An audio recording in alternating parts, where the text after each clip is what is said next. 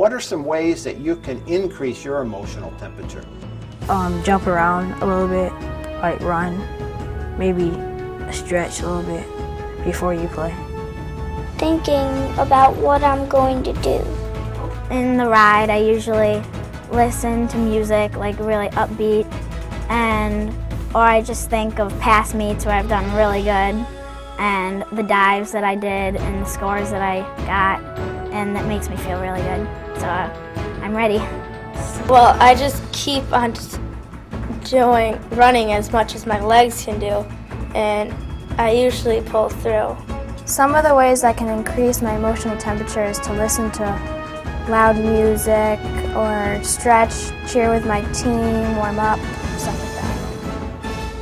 So it's clear that at times you need to increase your emotional temperature to get more up for the contest, and at other times you need to decrease it and cool off a little bit so you're not nervous or worried. There are some really good ways and skills that you can learn to help you do this. One of those is centered breathing and overall body relaxation.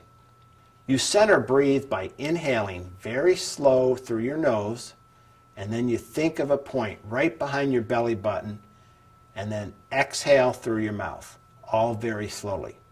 The key is to think of the center of your body on the inhale and do it slowly. On the exhale, think relax and easy.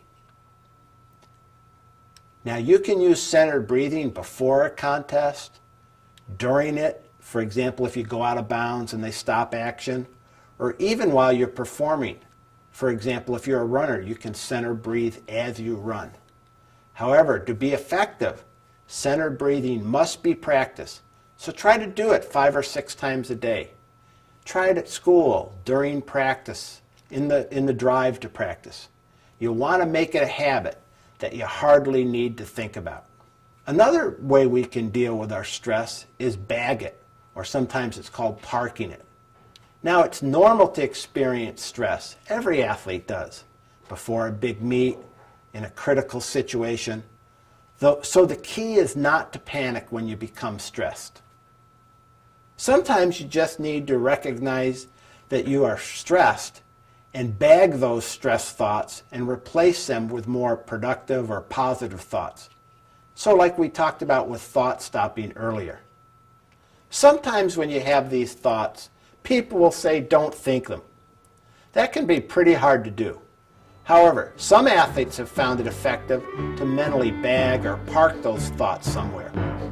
So when you get stressed, mentally park those thoughts in a stress bag in your head and think about 1 or 2 more positive things, like focusing on coming over the ball.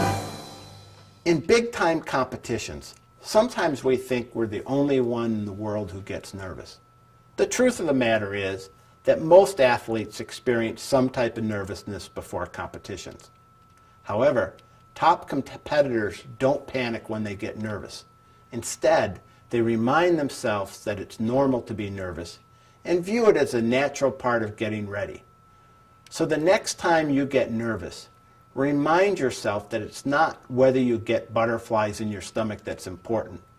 What's important is that the butterflies are flying in the right formation.